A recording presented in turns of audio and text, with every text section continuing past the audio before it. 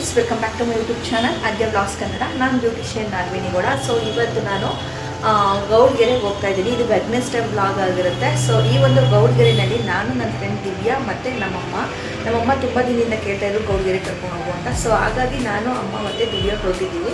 ಇವತ್ತು ಗೌಡ್ಗೆರೆಯಲ್ಲಿ ನಾವು ಏನೆಲ್ಲ ಮಾಡಿದ್ವಿ ಮತ್ತು ಗೌಡ್ಗೆರೆಗೆ ಹೋಗೋದಕ್ಕೆ ಬಸ್ ರೂಟ್ ಹೇಗಿದೆ ಅನ್ನೋದನ್ನು ಪ್ರತಿಯೊಂದನ್ನು ಡೀಟೇಲ್ ಆಗಿ ಮತ್ತು ದೇವಸ್ಥಾನದ ವಿಶೇಷತೆಗಳು ಏನು ಅನ್ನೋದನ್ನು ಈ ಒಂದು ವ್ಲಾಗಲ್ಲಿ ನಾನು ತಿಳಿಸ್ಕೊಡ್ತೀನಿ. ಸೊ ಯಾರು ನಮ್ಮ ಚಾನಲ್ಗಿಂದ ಸಬ್ಸ್ಕ್ರೈಬ್ ಆಗಿಲ್ಲ. ಫೈನಲಿ ದಿವ್ಯಾನು ಕೂಡ ಶಾಪಿಗೆ ಬಂದರು. ನಾನು ಅವರಿಬ್ಬರು ಕೂಡ ದೇವಸ್ಥಾನಕ್ಕೆ ಹೊರಟ್ವಿ. ಗಾಡಿನಲ್ಲೇ ಮರೂರು ಹ್ಯಾಂಡ್ ಪೋಸ್ಟ್ವರೆಗೂ ಹೋದ್ವಿ. ನಾವು ಕುದುರಲ್ಲಿರೋದ್ರಿಂದ ಮರೂರು ಹ್ಯಾಂಡ್ ಪೋಸ್ಟ್ಗೆ ಹೋಗಿ ಮರೂರು ಹ್ಯಾಂಡ್ ಪೋಸ್ಟಿಂದ ನಾವು ಕುಣಿಗಲ್ ಬಸ್ನ ಹತ್ಕೊಂಡು ಹೋಗಬೇಕು. ಸೊ ಹಾಗಾಗಿ ಗಾಡಿನ ಅಲ್ಲೇ ಪಾರ್ಕ್ ಮಾಡಿ ನಾವು ಕುಣಿಗಲ್ ಬಸ್ ಹತ್ಕೊಂಡು ಕುಣಿಗಲ್ಗೆ ಹೋದ್ವಿ. ಅಲ್ಲಿ ಅಮ್ಮನೂ ಕೂಡ ಸಿಕ್ಕಿದ್ರು.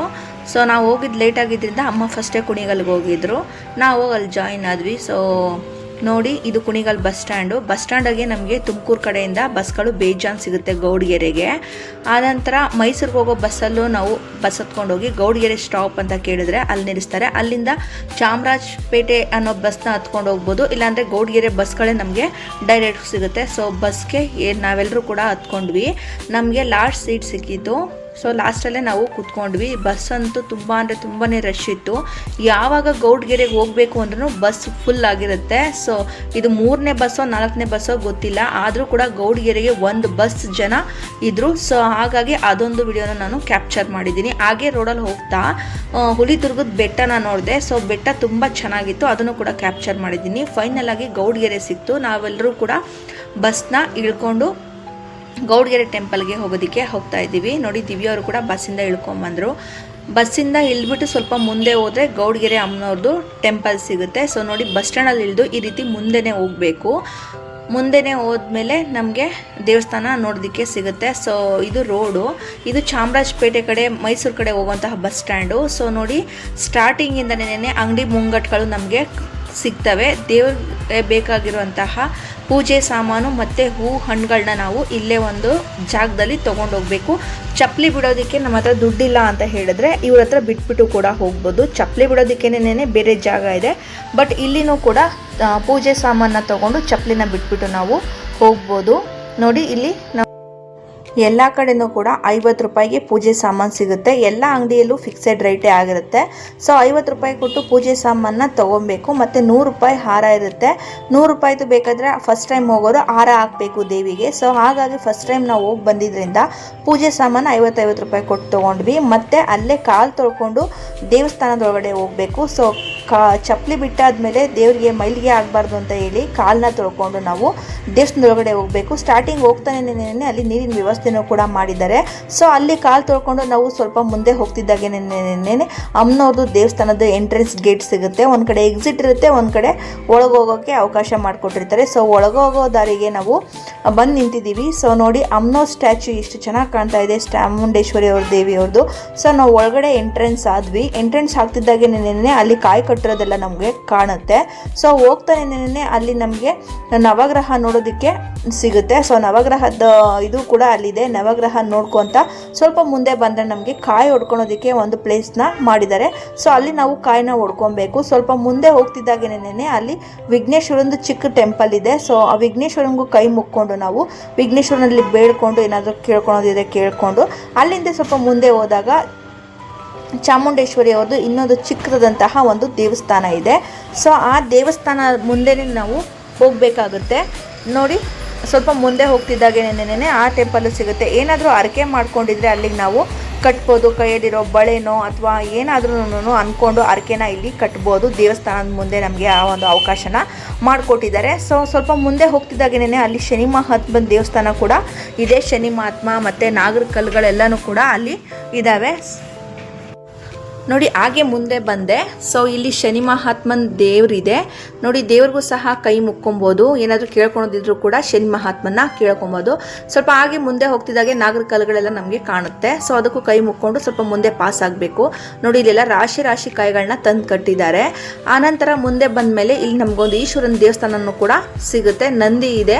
ನಂದಿ ಮುಂದೆನೇ ಈಶ್ವರಂದು ದೇವಸ್ಥಾನ ಸಿಗುತ್ತೆ. ಸೊ ಈಶ್ವರನಿಗೂ ಕೈ ಮುಕ್ಕೊಂಡು ಈಶ್ವರನ ದರ್ಶನ ಮಾಡಿಕೊಂಡು ನಾವು ಮುಂದೆಗಡೆ ಅಮ್ಮನವ್ರ ದರ್ಶನ ಮಾಡೋದಕ್ಕೆ ಅಂತ ಹೇಳ್ಬಿಟ್ಟು ಸರ್ದಿಲಿ ನಿಂತ್ಕೊಬೇಕಾಗುತ್ತೆ. ನೋಡಿ ನಾನು ಅಲ್ಲೇ ನಿಂತ್ಕೊಂಡು ವಿಡಿಯೋ ಮಾಡಿದ್ದೀನಿ ಜನಗಳೆಲ್ಲ ಇಷ್ಟು ಜನ ಇದ್ದಾರೆ ಅಂತ. ಸೊ ನಾವು ಈ ರೀತಿ ಬಂದಾದಮೇಲೆ ಕ್ಯೂನಲ್ಲಿ ಅಮ್ಮನವ್ರ ದರ್ಶನ ಮಾಡೋದಕ್ಕೆ ಹೋಗಬೇಕಾಗತ್ತೆ. ದರ್ಶನಕ್ಕೆ ಬೇಕಾಗಿರುವಂತಹ ಎಲ್ಲ ವ್ಯವಸ್ಥೆನೂ ಕೂಡ ತುಂಬ ಚೆನ್ನಾಗಿ ಮಾಡಿದ್ದಾರೆ.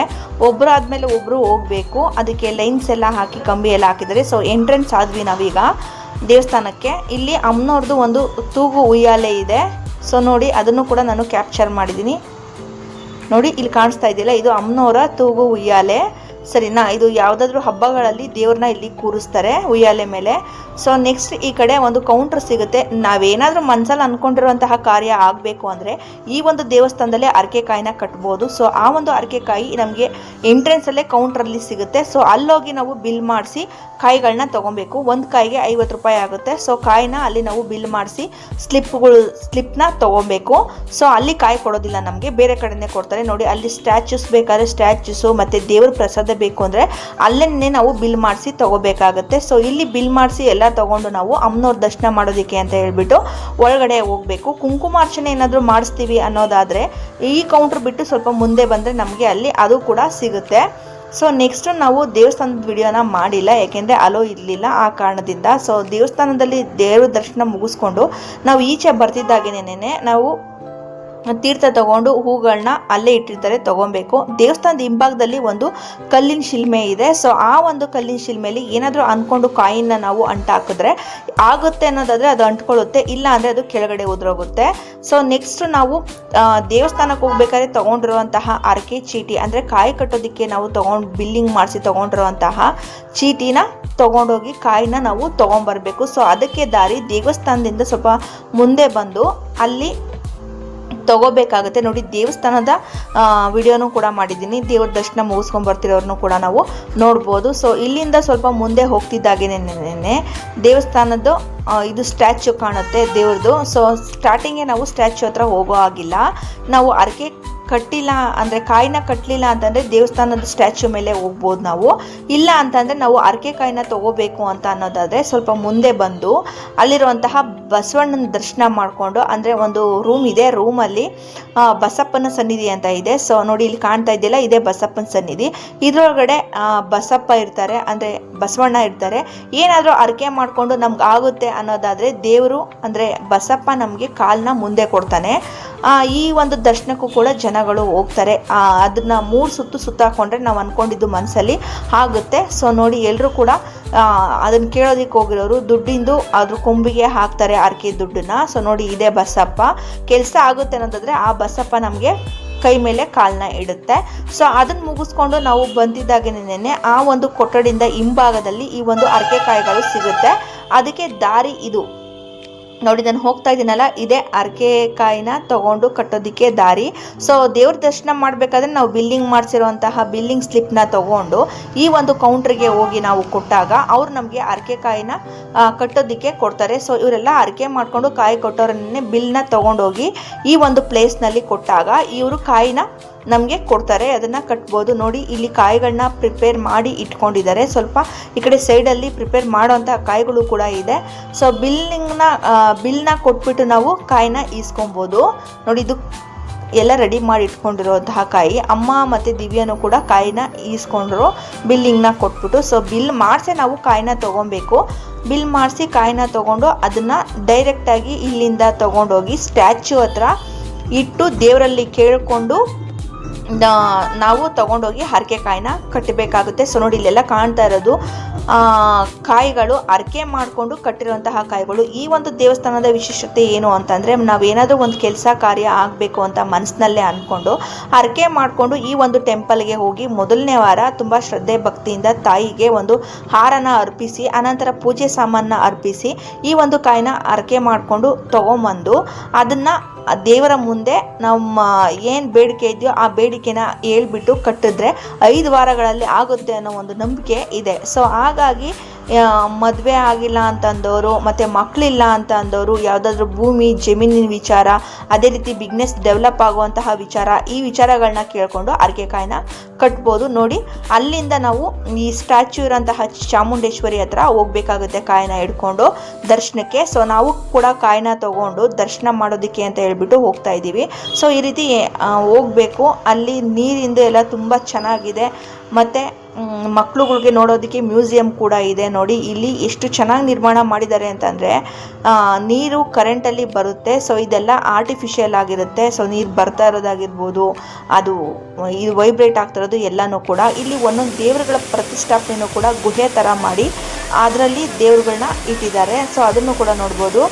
ನೋಡಿ ನಾನು ಅಮ್ಮನವ್ರದ್ದು ಫುಲ್ ವಿಡಿಯೋ ಮಾಡಿದ್ದೀನಿ ಒಳಗಡೆ ನಿಂತ್ಕೊಂಡು. ದೇವರು ಇದು ತುಂಬ ತುಂಬಾ ಚೆನ್ನಾಗಿದೆ. ಚಾಮುಂಡೇಶ್ವರಿ ಹಿಂದೆ ನೀರು ಬರ್ತಾ ಇರೋದೇ ಒಂದು ಇದ್ರ ಥರ ಕಾಣುತ್ತೆ. ಸೊ ನೋಡಿ ನೀಟಾಗಿ ಆ ಒಂದು ಕಾಯಿನ ತಂದು ಅಮ್ಮನವ್ರ ಪಾದದ ಹತ್ರ ಇಟ್ಬಿಟ್ಟು ಐನವರು ನಮಗೆ ಪೂಜೆ ಮಾಡಿ ಕೊಡ್ತಾರೆ. ಆ ಒಂದು ಕಾಯಿನ ತೊಗೊಂಬಂದು ನೆಕ್ಸ್ಟ್ ನಾವಿಲ್ಲಿ ಚಾಮುಂಡೇಶ್ವರಿ ಅಮ್ಮನ ಮುಂದೆನೇ ಇನ್ನೊಂದು ಚಿಕ್ಕದಾದಂತಹ ಚಾಮುಂಡೇಶ್ವರಿ ಇದೆ. ಅಲ್ಲಿ ಪೂಜೆನ ಮಾಡಿಕೊಂಡು ಕಾಯಿನ ಇಟ್ಟು ಬೇಡ್ಕೊಂಡು ಆನಂತರ ಆ ಕಾಯಿನ ತೊಗೊಂಡೋಗಿ ನಾವು ಕಟ್ಕೊಬಹುದು. ನೋಡಿ ಇವರೆಲ್ಲರೂ ಕೂಡ ಅಲ್ಲಿ ಇಟ್ಟು ಪೂಜೆನ ಸಲ್ಲಿಸಿ ದೇವಿಗೆ ಮನಸಾರೆ ಪ್ರಾರ್ಥನೆ ಮಾಡಿಕೊಂಡು ಕಾಯಿನ ತೊಗೊಂಡೋಗಿ ಕಟ್ತಾ ಇದ್ದಾರೆ.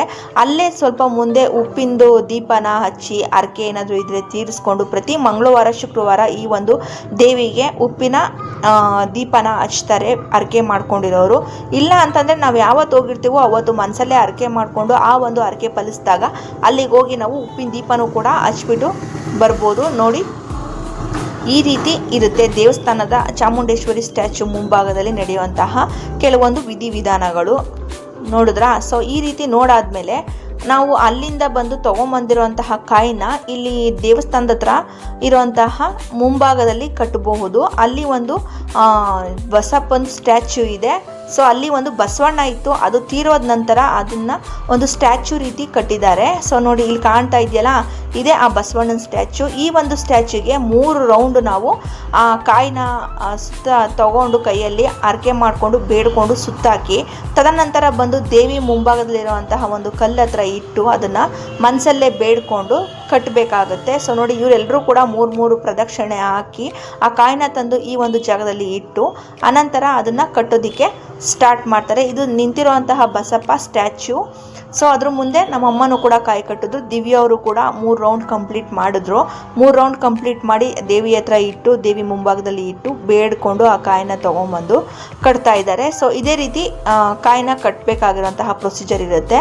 ನಾವು ಅಂದ್ಕೊಂಡಿದ್ದು 100ಗೆ 200% ಈ ಒಂದು ದೇವಸ್ಥಾನದಲ್ಲಿ ಆಗುತ್ತೆ. ಅದು 5 ವಾರ ಬಂದು ಈ ಒಂದು ಕಾಯಿನ ದೇವಿಯಲ್ಲಿ ಪ್ರಾರ್ಥನೆ ಮಾಡಿಕೊಂಡು ಕಟ್ಟಿದ್ರೆ ಮಾತ್ರ ಅನ್ನೋ ನಂಬಿಕೆ ಇದೆ. ಹಾಗಾಗಿ ಈ ದೇವಸ್ಥಾನನೂ ಕೂಡ ತುಂಬ ಫೇಮಸ್ ಆಗಿದೆ ಈ ಒಂದು ಹರಕೆ ಕಾಯಿನ ಕಟ್ಟೋದ್ರಲ್ಲಿನೂ ಕೂಡ.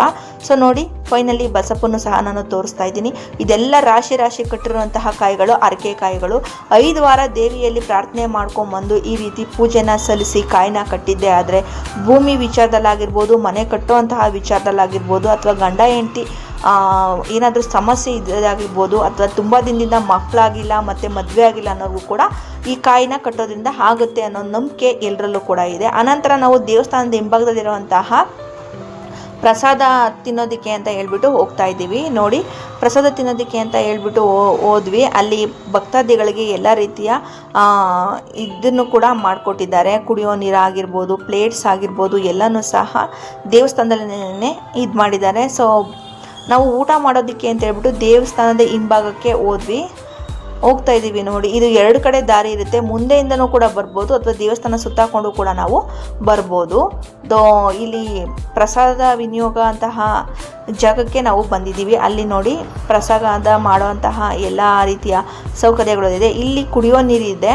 ಸೊ ಇಲ್ಲಿ ಕುಡಿಯೋಕೆ ಏನಾದರೂ ಬಾಟ್ಲಿಗೆ ಹಿಡ್ಕೊಂಡೋಗಿದ್ರೆ ಹಿಡ್ಕೊಬೋದು, ಮತ್ತು ಬಂದು ಕುಡಿಬೋದು. ಮತ್ತು ತಟ್ಟೆಗಳೆಲ್ಲನೂ ಕೂಡ ಅಲ್ಲೇನೇ ಇರುತ್ತೆ. ಸೊ ಅಲ್ಲಿ ತಟ್ಟೆನ ತೊಗೊಂಡು ವಾಶ್ ಮಾಡ್ಕೊಳೋದಕ್ಕೆ ನಲ್ಲಿ ಕೂಡ ಅಲ್ಲೇ ಇದೆ. ಅಲ್ಲಿ ವಾಶ್ ಮಾಡಿಕೊಂಡು ನಾವು ಪ್ರಸಾದ ತಿನ್ನೋದಕ್ಕೆ ಅಂತ ಹೇಳ್ಬಿಟ್ಟು ಪ್ರಸಾದ ಹಾಲಿಗೆ ಬಂದ್ವಿ. ಸೊ ನೋಡಿ ಅಷ್ಟೊಂದೇನು ರಶ್ ಇರಲಿಲ್ಲ. ನಾವು ದಿನ ಬುಧವಾರ ಆಗಿದ್ದರಿಂದ ಆದರೂ ಪರವಾಗಿಲ್ಲ ಅಂದ್ಬಿಟ್ಟು ನಾವು ಊಟಕ್ಕೆ ಕೂತಿದ್ದೀವಿ. ಇಲ್ಲಿ ಪ್ರಸಾದ ತಿನ್ಕೊಂಡು ಡೈರೆಕ್ಟಾಗಿ ನಾವು ಊರಿಗೆ ಹೊರಡೋದಕ್ಕೆ ಅಂತ ಹೇಳ್ಬಿಟ್ಟು ಬರ್ತಾ ಇದ್ದೀವಿ. ದೇವಸ್ಥಾನದ ಹಿಂಭಾಗದಿಂದನೇ ನಾವು ಕೂಡ ಬಂದ್ವಿ ಊಟನ ಮುಗಿಸ್ಕೊಂಡು. ಸೊ ನಾನು ಹಾಗೇನೆ ವಿಡಿಯೋ ಮಾಡ್ಕೊತಾ ಬಂದೆ. ಸೊ ನೋಡಿ ದೇವಸ್ಥಾನದ ಹಿಂಭಾಗದಿಂದ ಬರಬೇಕಾದ್ರೆ ಚಾಮುಂಡೇಶ್ವರಿ ಅಮ್ಮನವರ ವಿಗ್ರಹ ಈ ರೀತಿ ಕಾಣುತ್ತೆ. ಅಲ್ಲೆಲ್ಲ ಕಾಯಿಗಳನ್ನ ಕಟ್ಟಿದ್ರು ಫಸ್ಟು, ಆದರೆ ಎಲ್ಲ ಕಾಯಿಗಳನ್ನು ಸಹ ಕಿತ್ಕೊಂಡು ಬಿದ್ದೋಗಿದೆ. ಆದರೆ ಸ್ವಲ್ಪ ಎಕ್ಸ್ಟ್ರಾ ಕಾಯಿಗಳಿದೆ. ನೋಡಿ ಚಾಮುಂಡೇಶ್ವರಿ ಅಮ್ಮನವ್ರದ ದರ್ಶನ ಮಾಡೋದಕ್ಕೆ ಆಗಿಲ್ಲ ಅಂದವರು ಇಲ್ಲಿ ನೋಡ್ಕೊಬೋದು. ನೋಡಿ ಇದೆಲ್ಲ ಎಷ್ಟು ಚೆನ್ನಾಗಿ ಎಷ್ಟು ಸುಂದರವಾಗಿ ಈ ಒಂದು ದೇವಸ್ಥಾನ ನಿರ್ಮಾಣ ಮಾಡಿದ್ದಾರೆ ಅಂತ. ಸೊ ಫೈನಲಿ ನಾವು ದೇವಸ್ಥಾನ ಎಲ್ಲ ನೋಡಿ ಎಲ್ಲನೂ ಕೂಡ ಮುಗಿಸ್ಕೊಂಡು ನೋಡಿ, ಇದು ದೇವಸ್ಥಾನ, ಅದು ಸ್ಟ್ಯಾಚು, ಇದು ಬಸಪ್ಪನ ದೇವಸ್ಥಾನ, ಇದು ಇಲ್ಲಿ ಏನಾದರೂ ನಾವು ಅಕ್ಕಿ ಆ ರೀತಿ ಕೊಡ್ತೀವಿ ಅಂತ ಅರ್ಕೆ ಮಾಡ್ಕೊಂಡಿದ್ರೆ ಅದು ಕೌಂಟ್ರ್, ಇದು ಅಲ್ಲಿ ಹೋಗಿ ಕೊಡ್ಬೋದು. ಫೈನಲಿ ದೇವಸ್ಥಾನದ ಸಂಪೂರ್ಣ ವಿಡಿಯೋನ ನಾನು ಮಾಡ್ಕೊಂಡಿದ್ದೀನಿ. ಫೈನಲ್ ಆಗಿ ನಾವು ದೇವಸ್ಥಾನದಿಂದ ಎಕ್ಸಿಟ್ ಆಗಿ ಬರ್ತಾ ಇದ್ವಿ ರೋಡಲ್ಲಿ. ಹಾಗೆ ನೋಡಿ ದೇವಸ್ಥಾನದಿಂದ ಎಲ್ಲ ದರ್ಶನ ಮುಗಿಸ್ಕೊಂಡು ಫೈನಲಿ ನಾನು ಅಮ್ಮ ಇಬ್ಬರೂ ಕೂಡ ವಾಪಸ್ ಆದ್ವಿ. ಸೊ ನಾವು ಹೋಗಿದ್ದು ಕುದೂರಿಂದ ಆಗಿರೋದ್ರಿಂದ ನಾವು ಕುಣಿಗಲ್ ಬಸ್ನ ಹತ್ಕೊಂಡು ಬರಬೇಕಾಗಿತ್ತು. ಸೊ ಹಾಗಾಗಿ ನಾವು ಬಸ್ ಸ್ಟಾಪ್ಗೆ ಅಲ್ಲೇ ಹೋದ್ವಿ. ಈ ರೀತಿ ಬಸ್ ಸ್ಟಾಪಲ್ಲಿ ನಮಗೆ ನಿಂತ್ಕೊಳ್ಳೋದಕ್ಕೆ ಅವಕಾಶನ ಮಾಡಿಕೊಟ್ಟಿದ್ದಾರೆ. ಜನದುಂಬಳಿ ಅಷ್ಟೊಂದಿತ್ತು. ಸೊ ಲೈನಲ್ಲಿ ಎಲ್ಲರೂ ನಿಂತ್ಕೊಂಡ್ರು. ಅಷ್ಟರಲ್ಲಿ ತುಮಕೂರು ಬಸ್ಸು ಬಂತು. ಸೊ ಬಸ್ಗೆ ಹತ್ತೋದಕ್ಕೆ ಅಂತ ಹೇಳ್ಬಿಟ್ಟು ನಿಂತಿದ್ದಾರೆ. ಇಲ್ಲಿ ಬಸ್ಸಿನ ವ್ಯವಸ್ಥೆನೂ ಕೂಡ ತುಂಬ ಚೆನ್ನಾಗಿದೆ. ಒಬ್ಬೊಬ್ಬರೇ ನಿಧಾನಕ್ಕೆ ಹತ್ಕೊಬೇಕು. ಸೊ ಈ ರೀತಿ ನಾವು ಕೂಡ ಹತ್ತಿ ಹತ್ಕೊಂಡು ಕುಣಿಗಲ್ಗೆ ಬಂದು ಕುಣಿಗಲಿಂದ ಸೀದಾ ನಮ್ಮ ಮನೆಗೆ ನಾವು ಹೊರಟು ಬಂದ್ವಿ. ಸೊ ಇವತ್ತಿನ ವ್ಲಾಗ್ ಇದಾಗಿರುತ್ತೆ. ಈ ಒಂದು ದರ್ಶನದ ವಿಡಿಯೋ ನಿಮಗೆ ಇಷ್ಟ ಆಗಿತ್ತು ಅಂದರೆ